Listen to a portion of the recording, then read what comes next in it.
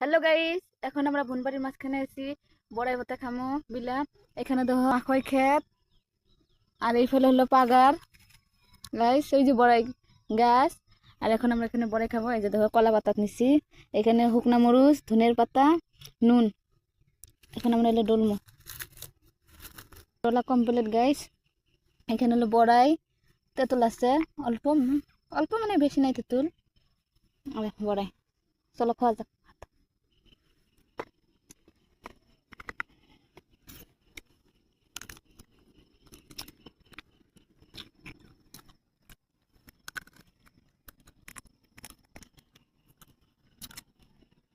Guys, আমার রিয়েকশনটা দেখো কেমন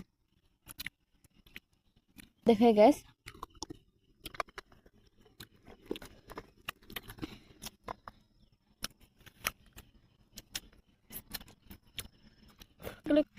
বড়াই ভর্তা খায় খাওয়ার টেস্টটাই আলাদা গাইস। ফুনবাড়ির মাঝখানে বড়াই ভর্তা খাওয়ার টেস্টটাই আলাদা।